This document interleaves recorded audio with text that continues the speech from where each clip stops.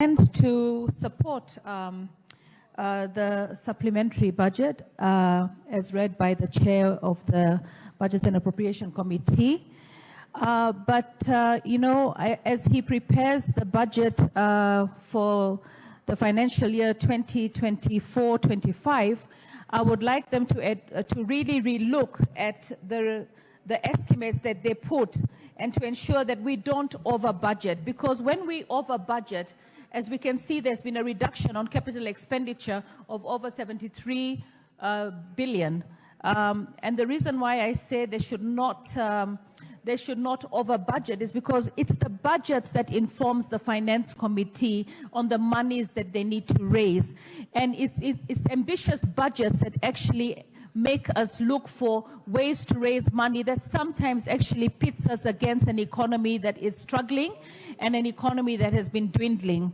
I feel that we need to put a lot more money in Article 2 to 3, which will look after the people the citizens that were affected by the floods. We need to really look at how much money we're going to put, especially here in the county of Nairobi. We have seen so many demolitions happening to pave way for the Nairobi River projects, which we commend the government. We need to sort out our dilapidating state of the rivers. We need to safeguard our citizens by reclaiming the riparian land. But that there is a way to do certain things, and we have not followed etiquette ways of doing things. I mean, if we were supposed to actually budget well, we would then be able to put in structures that would make sure that we have a humane face when we're dealing with the citizens who are the citizens of Kenya and look up to us as government to provide for them. I hope that in this supplementary budget, we would also look into the feeding programs for our students, because we have a challenge in not only the public schools, we have a challenge in the community-based schools and in the faith-based schools. We need to start actually touching lives. And when I say touching lives, I don't mean with long-term projects. I mean touching lives with short-term, immediate projects. Right now, we've been pledging to pay the people whose houses we've demolished 10,000 shillings. For me, 10,000 shillings is mediocre. We're thinking that this person whose house we have demolished, we will get 10,000, or because he lives in a slum, he'll be able to find a house, pay a deposit, and then be able to move. What we have not realized is the emotional damage that we have caused that person. Any government, if I were the president of this country, and I really, I want to say this, because if I was the president of this country and I wanted to clear out the riparian land, the first thing I would have done is gone and identified the houses that I'm going to break. Nobody even knows where it's 30 meters, whether it's 30 meters. People are just waking up with X and their houses are demolished. I would have known that here there's 1,000 houses. I would have actually made sure that I know where they are moving to. Not just break the houses and then tell them to move. Then once I've known that these are the people, because right now you've left it to the chiefs and the DCI and the DCCs have no idea whose houses they've broken, who are the genuine beneficiaries. I mean, it's because we're disorderly. And if government is disorderly, then you can expect citizens will be disorderly. If we had identified and we had budgeted, okay, and we had known this number of people in this particular slum are going to be moved. These are their names. This is the money. This is where you're going to be relocated. You've got 7 days. Then we give them money that is sufficient. And for me, we should have looked at not less than 50,000 per family. 10,000 shillings is not enough. We could have actually said we're giving you NHIF cover. You know, there has to be benefits, because those people found themselves in those riparian lands because we as government failed. We failed the citizens. We have approved for them to build. They didn't just wake up and build. And I'm tired of a Kenya where people are buying land, having title deeds, and then getting loans from banks, and then one fine morning we wake up and say that's an illegality. It's an illegality that we have caused. So how much money are we putting to strengthening the structures of this country? Because our structures are weak. Yesterday I saw Felix Kosgei on TV saying that the government is going to be zero tolerant on corruption.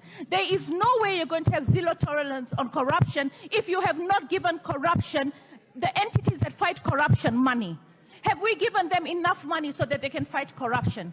I really want to see, even within that supplementary, because nothing is cast on stone, that you provide more money for the citizens that we have aggrieved. We need more food for the citizens that we have aggrieved. And I'm tired of people looking at Nairobi and thinking Nairobi is a rich county. Nairobi is not a rich county because of failures of devolution through corruption.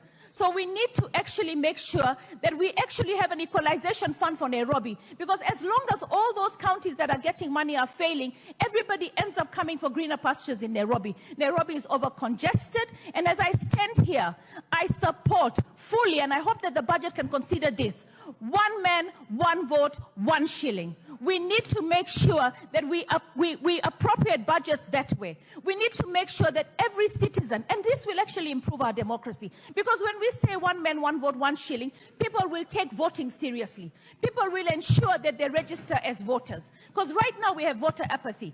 8 million people did not vote. Why? Because they have no confidence in government.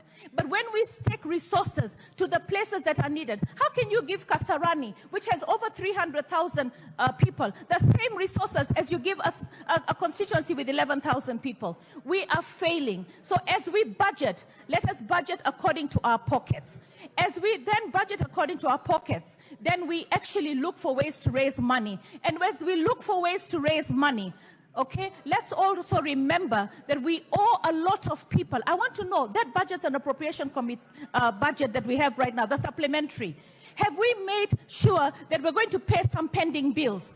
We have actually made our citizens very, very poor because we're not paying pending bills. So, you know, as a government, let me tell you, when I was looking at the South African elections and I saw how the DA party got so many votes, I'll tell you, there will come a time that the DA party will rule South Africa. And there will come a time that an independent candidate will be the president of this country. Because at the end of the day, people are getting poorer and poorer. No matter what we do, how are we going to change that? It starts with budgeting, and we have to have a human touch. Government might be a building, but the building is run by humans. And if we are leaders and we go out and ask for votes, let us start touching lives. Let us start saving lives. Let us start empowering and enriching our citizens. We need to do that. And if it's tightening the belt, let's even start with Parliament tightening its belt. I'm for every entity that needs to tighten its belt so that the citizens of this country can be enriched and empowered. Thank you.